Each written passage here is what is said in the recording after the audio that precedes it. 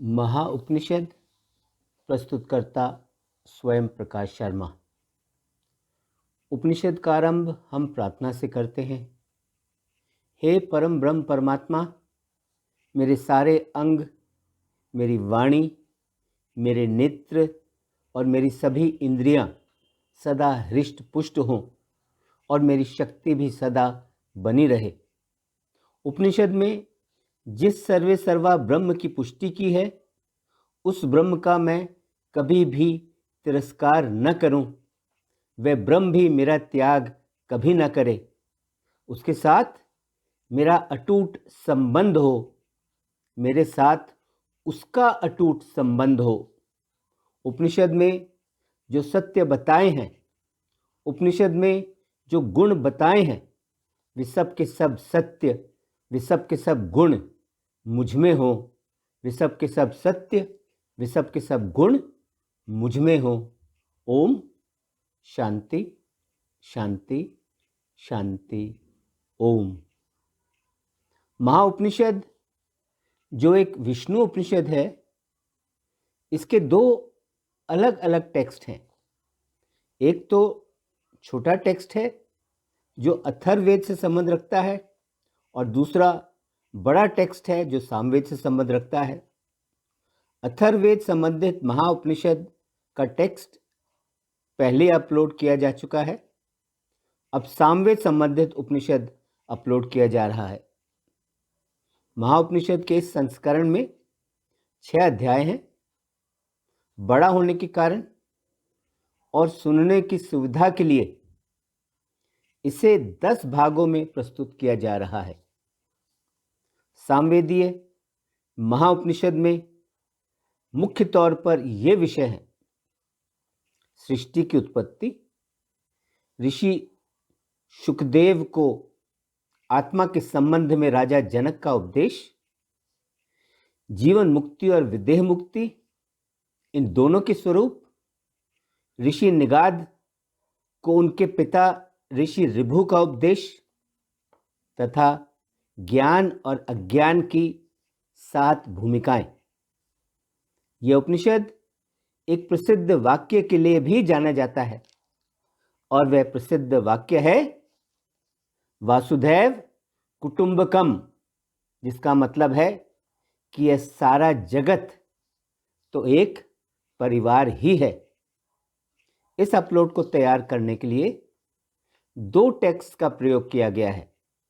एक जो गीता प्रेस गोरखपुर के कल्याण के उपनिषद विशेष अंक में है, जो 23वें वर्ष के संस्करण में उपलब्ध है, और दूसरा टेक्स्ट पुस्तक श्रृंखला 108 उपनिषद साधना खंड में है, जिसे श्री राम शर्मा और भगवती देवी शर्मा ने संपादित किया है। उपनिषद। अब महाउपनिषद की व्याख्या की जाती है। शुरू में सबसे पहले यह निश्चित है कि केवल अकेले नारायण ही अस्तित्व में थे। उस समय न तो ब्रह्मा थे, न रुद्र थे। उस समय न तो जल था, न अग्नि थी, और न ही सोम था। न स्वर्गलोक था, न पृथ्वीलोक था। उस समय न तो नक्षत्र थे, न सूर्य था, न चंद्रमा था। नारायण तो बिल्कुल अकेले थे। अकेले होने के कारण नारायण खुश न थे। उन्हें अकेला होना, उन्हें एकाकी होना बिल्कुल पसंद न था। इसलिए उस परम पुरुष नारायण ने अपने अकेलेपन को दूर करने के उद्देश्य से अपने ही भीतर ध्यान लगाया, जो ध्यान यज्ञोस्तोम या महायज्ञ कहलाया।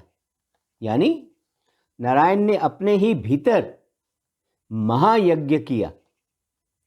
उस महायज्ञ के फलस्वरूप उस परम पुरुष नारायण में से 14 पुरुष और 1 कन्या उत्पन्न हुई। 14 पुरुष थे, 10 इंद्रियां, 5 ज्ञान की इंद्रियां और 5 कर्म की इंद्रियां, 11वां तेजस्वी मन, 12वां अहंकार, 13वां प्राण और 14वां आत्मा। और कन्या जो 15वीं थी वह थी बुद्धि। इन 15 के अतिरिक्त 5 सूक्ष्म रूपी तन्मात्राएं थी तथा 5 महाभूत। ये सब मिलकर 25 हो गए और इन 25 का एक विराट शरीर का निर्माण हुआ। उस विराट शरीर में स्वयं परम पुरुष नारायण ने प्रवेश किया। और यह भी ध्यान रहे कि इस 25 तत्वों वाले विराट पुरुष से संवत्सर उत्पन्न नहीं होते, बल्कि इस आदि पुरुष के काल रूप संवत्सर से ही संवत्सर पैदा हुए हैं। उस परम पुरुष नारायण ने इसी विराट पुरुष को सृष्टि के काम में लगाया और वह स्वयं सृष्टि के काम से बिल्कुल अनासक्त रहा, बिल्कुल डिटैच्ड रहा। वास्तव में उसी परम पुरुष से तो सब कुछ अस्तित्व में आता है। किसी और कामना की इच्छा से परम पुरुष नारायण ने फिर से अपने ही भीतर ध्यान लगाया। उस ध्यान के फलस्वरूप नारायण के ललाट से एक पुरुष उत्पन्न हुआ जो 3 नेत्रों वाला था, जिसके हाथ में त्रिशूल थी, जो श्री संपन्न था। उस श्री संपन्न पुरुष में यश, सत्य, ब्रह्मचर्य, तप, वैराग्य, स्वाधीन और नियंत्रित मन, ऐश्वर्य, प्रणव समेत विहर्तियां, चारों वेद, ऋग्वेद, यजुर्वेद, सामवेद तथा अथर्ववेद और सभी छंद विद्यमान थे, मौजूद थे। इसलिए यह पुरुष महान देवता है। यही ईशान कहलाया और यही महादेव कहलाया। उसके बाद अन्य कामनाओं के उद्देश्य से नारायण ने फिर से अपने भीतर ध्यान किया। उस ध्यान के फलस्वरूप नारायण के ललाट से पसीना गिरा। वह पसीना फैलकर जल बन गया, जो प्रकृति का मूल क्रियाशील द्रव्य था। उस जल से हिरण्यमय तेज का एक अंड रूप पैदा हुआ। उस अंड रूप से 4 मुखों वाले ब्रह्मा की उत्पत्ति हुई। ब्रह्मा ने चारों दिशाओं की ओर मुख करके ध्यान किया। पूर्व दिशा की ओर मुख करके उन्होंने भूविहर्ती का, गायत्री छंद का, ऋग्वेद का एवं अग्नि देवता का ध्यान किया। पश्चिम दिशा की ओर मुख करके उन्होंने भुव विहर्ती का, त्रिष्टुप चंद का, यजुर्वेद का एवं वायु देवता का ध्यान किया। उत्तर दिशा की ओर मुख करके उन्होंने स्व विहर्ती का, जगती छंद का, सामवेद का एवं सूर्य देवता का ध्यान किया। दक्षिण की ओर मुख करके उन्होंने महाविहर्ती का, अनुष्टुप छंद का, अथर्ववेद का तथा सोमदेव का ध्यान किया। जिस जिस का ब्रह्मा ने ध्यान किया, वे सब के सब उस ध्यान के फलस्वरूप पैदा होते गए।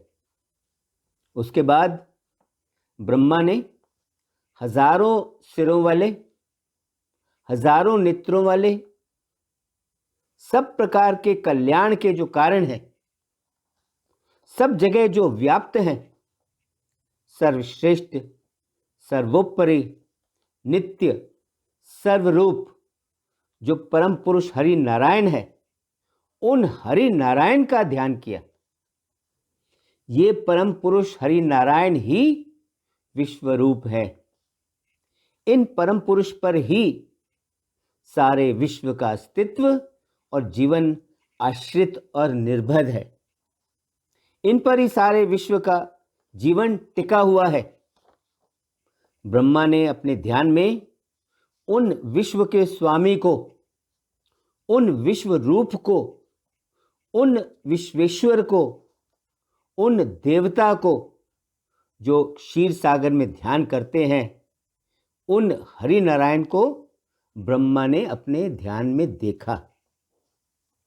कमल के फूल के कोश जैसा विकसित, लंबा व अधोमुख वाला जो हृदय है, उस हृदय में तो सदा सीतकार की ध्वनि निकलती रहती है। जो ध्वनि हृदय की धड़कन है, उस हृदय के मध्य में महान ज्वाला जल रही है।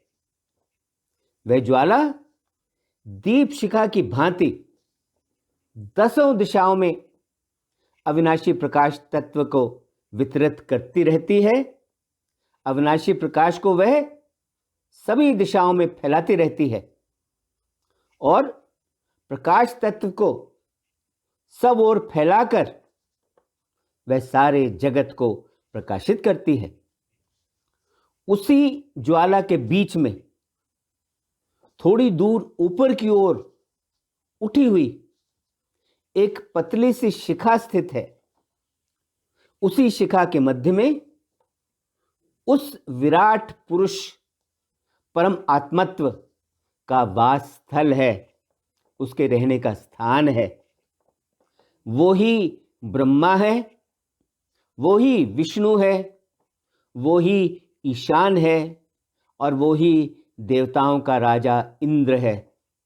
वो ही अविनाशी है, वो ही अक्षर है और वो ही परम स्वराट है। इसके साथ ही सामवेदीय महाउपनिषद का पहला भाग संपन्न हुआ।